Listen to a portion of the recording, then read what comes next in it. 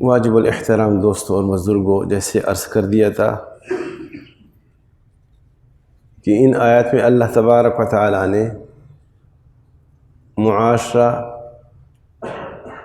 کو بہترین بنانے کے لیے اور معاشرہ میں آپس کی محبت، اخوت اور اچھے اخلاق سے معاشرہ آراستہ ہو، اس کے لیے اللہ تبارک و تعالیٰ نے یہ چند اصول بتا دیے ہیں۔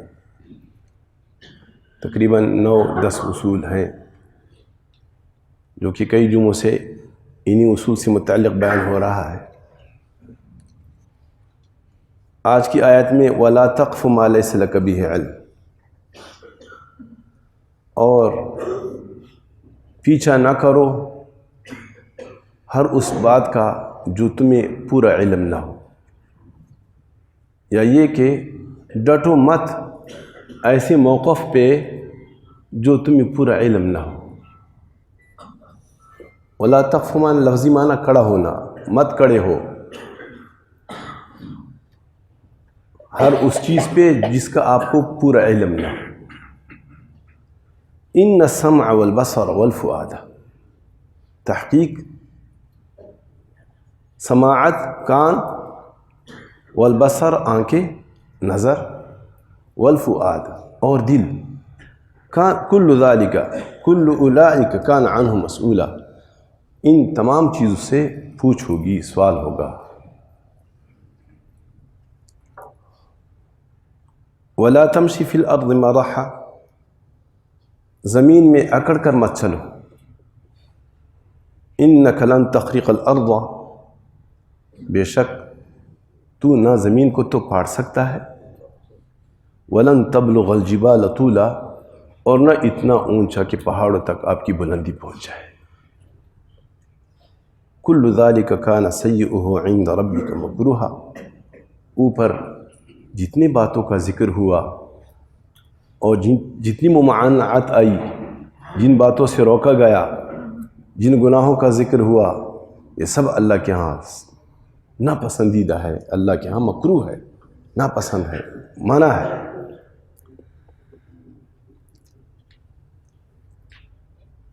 اس وقت یہ مرض بہت عام ہے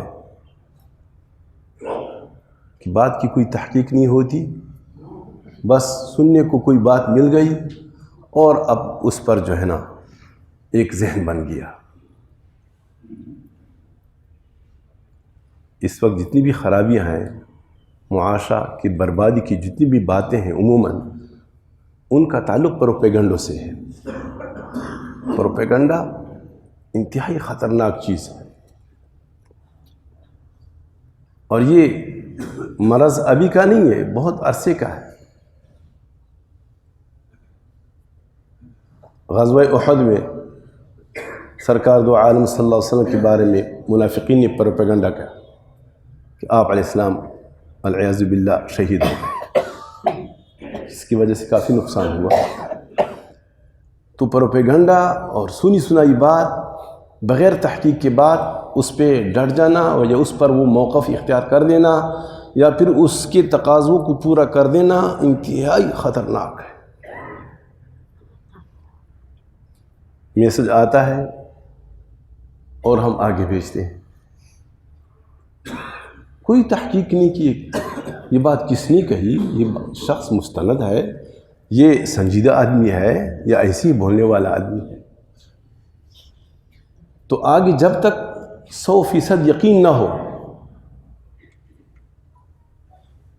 اس پر خود اب اپنا موقف نہیں اختیار کرے، چل جائے کہ آپ دوسروں کو بتائیں۔ ایک حدیث میں آیا ہے کفا بالمرء کذبا ان يحدث بكل ما سمع، او كما قال علیہ الصلاۃ والسلام، آدمی کی جھوٹا ہونے کے لیے اتنا کافی ہے کہ جو سنے بس وہ دوسروں کو بیان کرتا جائے۔ کفا بالمرء کذبا، آدمی کی جھوٹا ہونے کے لیے اتنا کافی ہے، ان يحدث بكل ما سمع، جو سن لیا بس آگے بڑھا دیا، بڑا نقصان کرتا ہے، اس سے بڑے نقصانات ہوتے ہیں۔ بلا وجہ دوسروں سے متعلق انسان بدظن ہو جاتا ہے، انسان کی طبیعت اللہ تبارک و تعالی نے ایسی بنائی کہ جب تک وہ خالی ذہن ہوتا ہے، کسی سے متعلق آپ کا کچھ ذہن ہے نہیں کہ اچھا یا برا ہے. اب اگر آپ سامنے والے سے سنتے ہیں کہ بھئی وہ تو ایسا ہے، یہاں شریعت کا حکم یہ ہے کہ خبردار،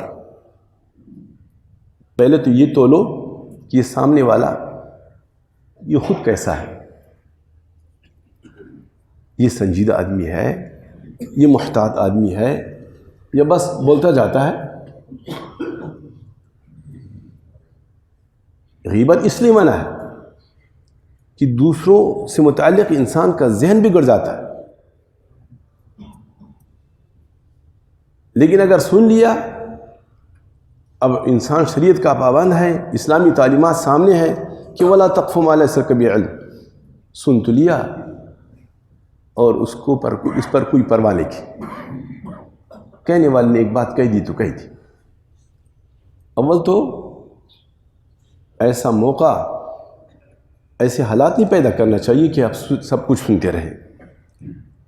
اگر ایسا کوئی دوست ہو آپ کو کچھ بتائے کسی سے متعلق، تو پھر اس کو آپ یعنی اس بات پہ لے آئے کہ آپ تحقیق سے بات کر رہے ہیں یا ایسے بول رہے ہیں. ہمارے ایک دوست ہے تو غیر عالم، بڑا سنجیدہ آدمی ہے. ایک میسج مجھے پسند آیا،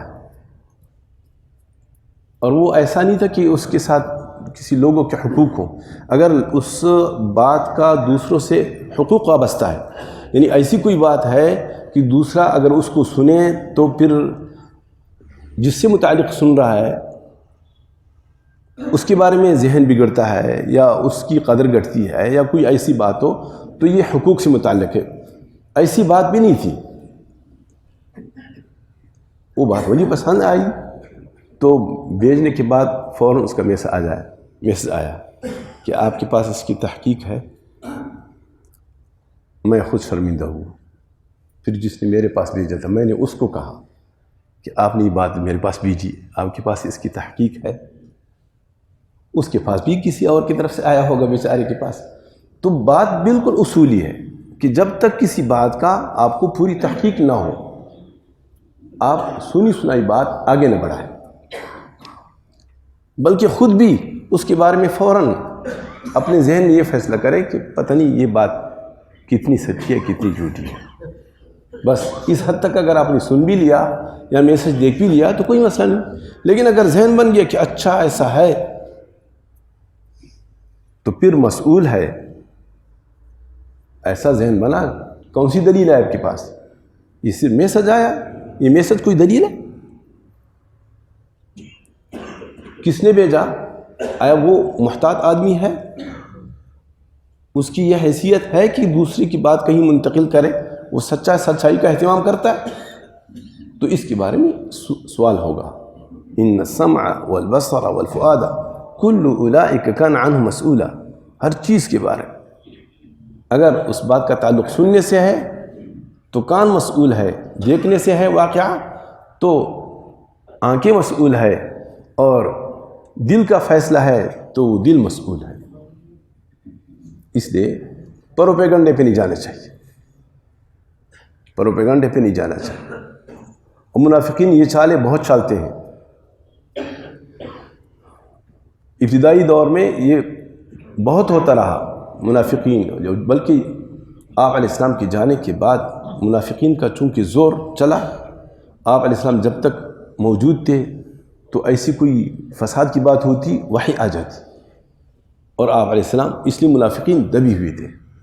ہر دور میں دین کے نہ چاہنے والے ہوتے ہیں، اب بھی ہیں اور اندر ہوتے ہیں. لیکن آپ علیہ السلام کے جانے کے بعد پھر صدیق اکبر رضی اللہ عنہ، عمر فاروق رضی اللہ عنہ، حضرت عثمان رضی اللہ عنہ کے دور میں منافقین کی جو چالی تھی وہ چلنا شروع ہو گیا. اس طرح کمزوری آتی ہے. تو بڑا جو نقصان ہوا، یہ جتنی بڑے بڑے واقعات ہیں یہ سب منافقین کی چالوں کی وجہ سے ہوئی. اس لیے فرمایا وَلَا تَقْفُ مَا لَيْسَ لَكَ بِهِ عِلْمٌ. ایسی کسی بات پر اپنا کوئی سخت موقف اختیار نہ کرے جب تک کہ آپ کو اس کا صحیح معنی و علم نہ ہو. ان السمع والبصر والفؤاد كل اولئک کان عنہ مسئولا. کان، آنکھ، دل سب اس کے بارے میں ان سے پوچھو گی. علم نہ ہو. علم کیا ہے؟ ایک علم ہے اور علم کی بھی درجے ہیں، اور ایک ظن ہے، ایک شک ہے.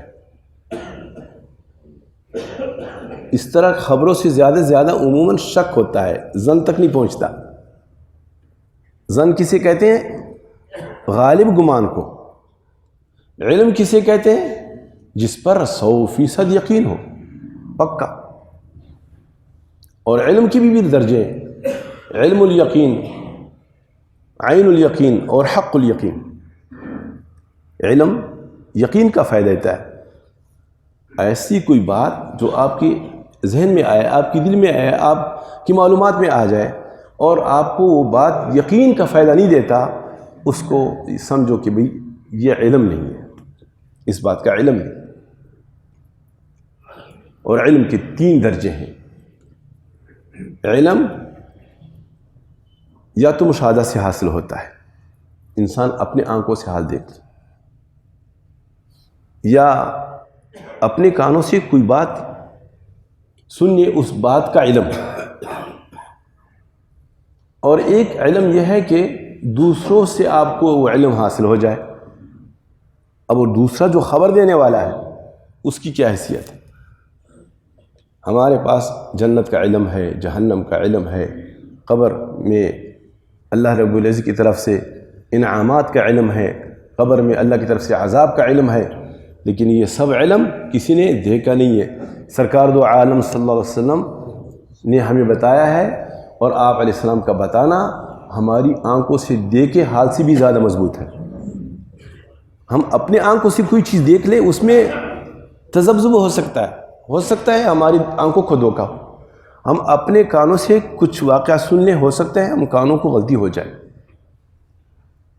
مشاہدہ کر لیں، مشاہدہ غلط ہو سکتا ہے، لیکن سرکار دو عالم صلی اللہ علیہ وسلم کی بات غلط نہیں ہو سکتی. اس لیے کہ آپ علیہ السلام کی ہر خبر کے بارے میں ہمارے پاس ایک پکی مضبوط دلیل موجود ہے جو قیامت تک کے لیے ارشاد ہے، وَمَا يَنْتِقُ عَنِ الْهَوَىٰ إِنْ هُوَ إِلَّا وَحْيٌ يُوحَىٰ. یہ اتنی بڑی بات ہے، یہ رب کائنات کی بات ہے. اللہ تبارک و تعالیٰ نے قیامت تک کے لیے اعلان فرما دیا کہ آپ علیہ السلام اپنی ذات سے کوئی بات نہیں فرماتے. آپ علیہ السلام کی ہر بات وہ اللہ کی طرف سے. وَمَا يَنْتِقُ عَنِ الْهَوَىٰ، اپنی خواہش سے نہیں بولتے. إِنْ هُوَ إِلَّا وَحْيٌ يُوحَىٰ، آپ علیہ السلام کی ہر خبر وہ وحی ہے. ظاہر بات ہے، رب کائنات کی خبر ہماری آنکھوں کو دھوکا بالکل لگ سکتا ہے. بہت مرتبہ ایسا ہوتا ہے، ہمیں نظر آتا ہے اور فیصلہ کرتے کہ یہ تو یہ چیز ہے، لیکن وہ غلط ہوتا ہے. مشاہدہ غلط ہو سکتا ہے، لیکن آپ علیہ السلام کی خبر غلط نہیں ہو سکتی. تو ایک علم یہ ہے کہ ہم اپنے آنکھوں سے کچھ دیکھ لیں، کانوں سے سن لیں، حواس خمسہ کے ذریعے زبان سے کچھ چکھ لے، اپنی ناک سے کچھ سونگھ لے، اپنے جسم سے کسی چیز کو مس کر لے. یہ علم کے 5 راستے ہیں جس کو حواس خمسہ کہتے ہیں. تو ان ذرائع سے علم آ سکتا ہے، اور یہ علم یقین کا فائدہ دیتا ہے. یہ علم یقین کا فائدہ دیتا ہے. لیکن آپ علیہ السلام کا جو خبر ہے، اگر صحیح ذرائع سے ہم تک پہنچے، قرآن مجید کے ذریعے یا اخبار صحیحہ کے ذریعے، تو اس پہ 100% یقین کرنا ضروری. اور وہ عین الیقین، حق الیقین کا فائدہ دیتا ہے. عین الیقین اور حق الیقین کا فائدہ دیتا ہے. عین الیقین اور حق الیقین ایک حقیقت ہے جو آپ آنکھوں سے دیکھ رہے ہیں اور آپ اس کی خبر دے رہے ہیں. مثلا باہر بارش ہو رہی ہے اور آپ اندر بیٹھے ہیں اور دیکھ رہے ہیں. یہ علم الیقین بھی ہے اور عین الیقین بھی ہے. اور ایک ہے کہ آپ بارش میں جا کر کے وہ اپنے قطرے خود محسوس کریں کہ وہاں دیکھو کیسی بارش برس رہی ہے. ایک ہے سمندر کے بارے میں آپ لوگ خبر دے دیں. ایک آدمی نے آج تک سمندر دیکھا نہیں, پنجاب سے آیا ہوا ہے, بھائی یہاں سے 2-3-4 کلومیٹر کے فاصلے پہ سمندر ہے اور اتنا پانی ہے, اتنا پانی ہے, اور سب بتا رہے ہیں. یہ علم الیقین کا فائدہ دیتا ہے, اس لیے کہ سارے لوگ جھوٹے نہیں ہو سکتے. لیکن اگر جا کر کے اپنے آنکھوں سے دیکھ لیا تو یہ عین الیقین ہے, اور سمندر کے اندر کھڑے ہو گئے, موجیں آپ پہ آ رہی, تو یہ حق الیقین ہے. تو فرمایا کہ جب تک اتنا معلوم نہ ہو جیسے کہ یہ علم کی 3 درجے ہیں, اس وقت تک کوئی موقف اختیار نہیں کرنا. ہم پروپیگنڈوں میں بہہ جاتے ہیں, سنی سنائی باتوں کی وجہ سے ایسا ذہن بن جاتا ہے, اور ڈٹ جاتے ہیں اور لڑتے ہیں اس پر. کتنا گناہ کرتے ہیں. اس لیے فرمایا وَلَا تَقْفُ مَا لَيْسَ لَكَ بِهِ عِلْمٌ, ایسی کسی بات پر ڈٹ کے موقف اختیار نہ کرے جس کے بارے میں آپ کو پکا علم نہ ہو. ان السمع والبصر والفؤاد كل اولئک کان عنہ مسئولا, ان تمام چیزوں سے پوچھو گی. دیکھا تھا اپنے آنکھوں سے, کسی بات کے بارے میں آپ نے واقعہ خود سنا تھا, آپ نے واقعی خود محسوس کیا تھا وغیرہ, کہ علم دل کو یقین ہو جاتا ہے خواص خمسہ کے ذریعے جو انسان کو حال پہنچتا ہے. آگے فرمایا وَلَا تَمْشِ فِي الْأَرْضِ مَرَحًا, یہ معاشرہ میں بہتری کی اصول ہے. اگر مسلمان ان باتوں پر عمل کرے, معاشرہ کتنا پاکیزہ بن جائے. اس وقت جو بگاڑ ہے, اس وقت جو فساد ہے, اور جھوٹ, اتنا جھوٹ بولا جا رہا ہے, اتنا بولا جا رہا ہے. غالباً روئی زمین پر تمام قوموں سے سب سے زیادہ بدنام اس چیز میں ہم ہو گئے ہیں. افسوس کی بات ہے کہ مسلمان تو جھوٹ بولتا ہے. حالانکہ جھوٹ, آپ علیہ السلام جھوٹ سے متعلق کسی نے پوچھا کہ حضور ایسا ہو سکتا ہے کہ انسان سے غلط کاری ہو جائے اور مسلمان ہو وہ؟ فرمایا ممکن ہے, مسلمان ہوتی ہوئی انسان سے غلطی ہو جائے. ایسی حضور ایسا ہو سکتا ہے کہ مسلمان ہو کر کے اسے قتل ہو جائے؟ فرمایا ایسے بھی ہو سکتا ہے. کئی ساری گناہ سنانے کے بعد عرض کہ حضور ایسا ہو سکتا ہے کہ مسلمان ہو اور جھوٹ بولے؟ آپ علیہ السلام فرمایا ایسا نہیں ہو سکتا, ایسا نہیں ہو سکتا. جی کتنی زبردست تعلیم ہے آپ علیہ السلام کی. امت پتہ نہیں کہاں چلی گئی, کیا ہو گیا امت کو؟ جن کو ہم اپنا پیشوا مانتے ہیں, اپنا مقتدا مانتے ہیں, جن پر ہم مر مٹتے ہیں, اور ان سے بہتر انسان نہیں جانتے اور حقیقت میں نہیں ہے, لیکن آپ علیہ السلام کی تعلیمات کے قریب تک نہیں آتے. تو معاشرہ کی اصول ہے, فرمایا وَلَا تَمْشِ فِي الْأَرْضِ مَرَحًا, زمین میں اکڑ کر مت چلو. تکبر ہے, تکبر, کبریائی, یہ صرف اللہ کی شان ہے. وہ کرے تکبر جو اس کا اہل ہے, وہ واقعی بڑا ہے, وہ سب کچھ کر سکتا ہے اور سب کچھ کرتا ہے. ہم بیچارے جو کسی بھی نفع نقصان کے مالک نہیں ہیں, کیا تکبر کریں؟ بڑائی تو اسی کا حق ہے. حدیث میں آتا ہے الکبریاء ردائی, حدیث قدسی ہے. اللہ رب العزت کا ارشاد ہے کہ تکبر یہ میری چادر ہے, اور جو مجھ سے کھینچنا چاہے گا میں اس کو زیر کر دیتا ہوں. تکبر انتہائی خطرناک چیز. اور مولانا شیخ الحدیث زکریا رحمہ اللہ فرماتے ہیں کہ یہ ام الامراض ہے, یہ تمام بیماریوں کے لیے ایک بنیاد ہے, ایک جڑ ہے, اور اندر دل کے اندر یہ مرض چھپا رہتا ہے. عام حالات میں تو انسان کہتے ہیں میں بڑا شریف آدمی ہوں, میں تکبر کہاں کرتا ہوں, لیکن جب موقع آتا ہے تب پتہ چلتا ہے کہ تکبر کرتا ہے نہیں کرتا. یہ پوشیدہ مرض ہے, بہت خطرناک. تکبر کسے کہتے ہیں؟ اپنے کو بہت کچھ سمجھنا, اور اپنے خلاف, اپنے مقابلے میں دوسروں کو کم تر سمجھنا, یہ تکبر ہے دوستو. یہ ایسا پتہ نہیں چلے گا, دل کو بار بار نچوڑ کر کے, ٹٹول کر کے اندر کے حالات کو دیکھ دیکھ کر کے اور اپنی گئی ہوئی حالات پہ غور کر کے پتہ چلتا ہے کہ میرے اندر تکبر ہے یا نہیں ہے۔ تکبر ہے تو حدیث میں یہ بھی آیا ہے کہ جس کے دل میں رائی برابر تکبر ہوگا وہ اس وقت تک جنت میں نہیں جا سکتا جب تک کہ جہنم کے آگ کے ذریعے اس کو صاف نہ کیا جائے۔ جس کے دل میں رائی بر کے برابر تکبر ہوگا، یہ بھی حدیث میں آیا۔ تو اللہ فرماتی ہے وَلَا تَمْشِ فِي الْأَرْضِ مَرَحًا، زمین میں اکڑ کر مت چلو۔ اکڑ کر چلنا یہ تکبر کی ایک علامت ہے، تکبر کی ایک علامت ہے۔ دل کے اندر جو جذبہ ہوتا ہے تو انسان کے اعضاء سے، انسان کے اعمال سے، انسان کے اقوال سے وہ خود بخود ظاہر ہوتا جاتا ہے۔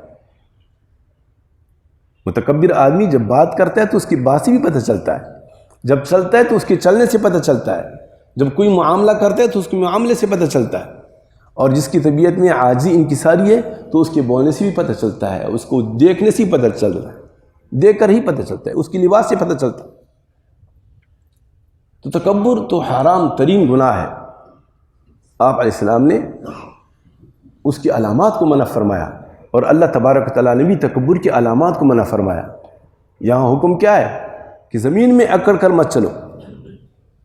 کیوں؟ یہ اکڑ کر چلنا یہ تکبر کی ایک علامت ہے۔ اور آپ علیہ السلام نے فرمایا کہ اپنی چادروں کو ٹخنوں سے اوپر رکھو، اپنی دھوتی لنگی شلوار وغیرہ کو ٹخنوں سے اوپر رکھو، اس لیے کہ نیچے رکھنا ہی تکبر کی علامت ہے۔ آپ علیہ السلام نے سختی سے منع فرما دیا، اور ایک بار نہیں کئی احادیث میں سختی سے منع فرمایا۔ ہمارا الٹا ہو گیا معاملہ، عورتوں کو حکم ہے کہ نیچے رکھو، وہ اونچا رکھے گی، اور مردوں کو حکم ہے کہ اونچا رکھو، یہ نیچے رکھیں گے، الٹا کریں گے، جو دین بتائے اس کے خلاف کریں گے۔ تکبر بہت سخت بڑا گناہ ہے، اللہ نے منع فرما دیا ہے، اور تفصیلی بات انشاءاللہ اس پر اگلی نشست میں ہوگی۔ اللہ تبارک سب کو عمل کرنے کی توفیق عطا فرمائے۔